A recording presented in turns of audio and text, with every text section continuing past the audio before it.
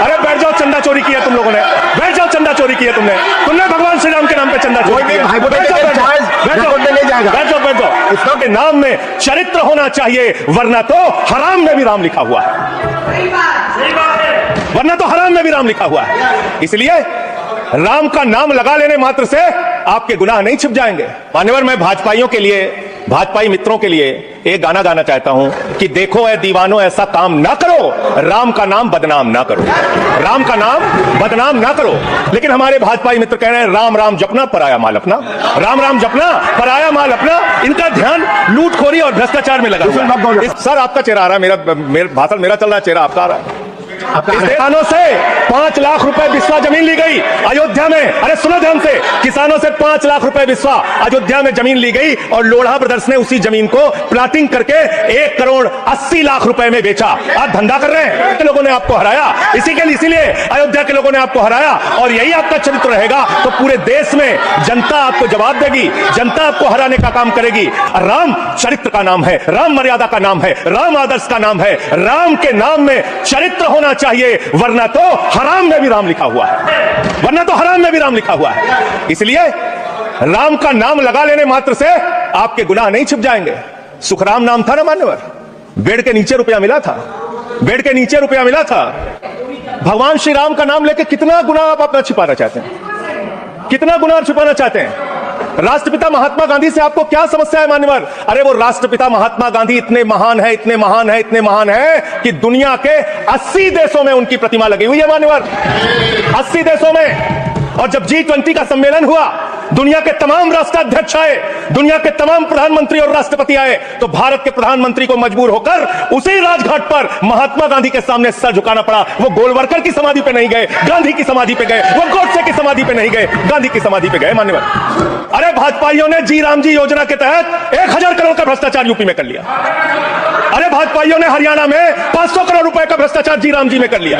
अरे भाजपाइयों ने महाराष्ट्र में जी राम जी के नाम पे करोड़ों का भ्रष्टाचार कर लिया।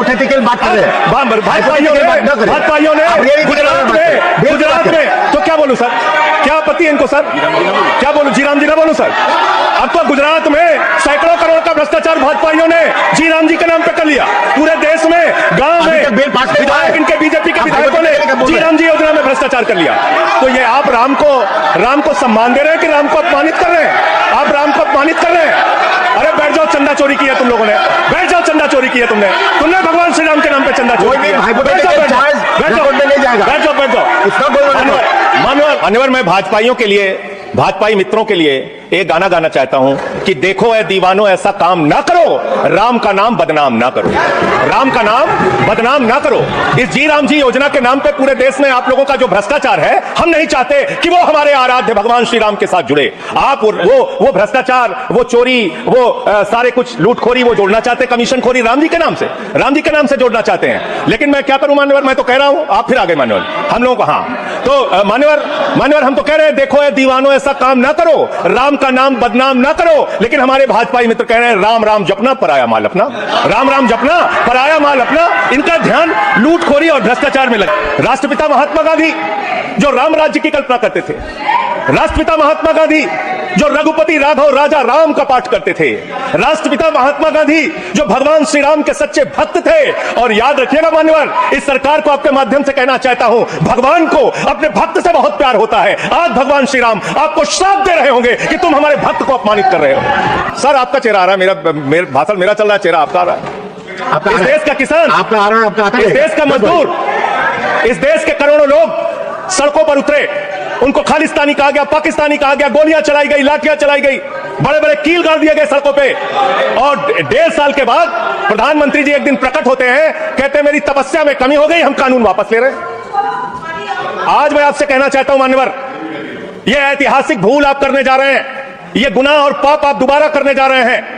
और इस काले कानून को पास करने के बाद इस देश का मजदूर सड़कों पे उतरेगा, इस देश का किसान सड़कों पे उतरेगा, इस देश का आम आदमी सड़कों पे उतरेगा, जिसके पेट और पीठ दोनों पे आप छुरा मारने का काम कर रहे हैं। किसानों से 5 लाख रुपए बिस्वा जमीन ली गई अयोध्या में। अरे सुनो ध्यान से, किसानों से 5 लाख रुपए बिस्वा अयोध्या में जमीन ली गई और लोढ़ा ब्रदर्स ने उसी जमीन को प्लाटिंग करके 1 करोड़ 80 लाख रुपए में बेचा।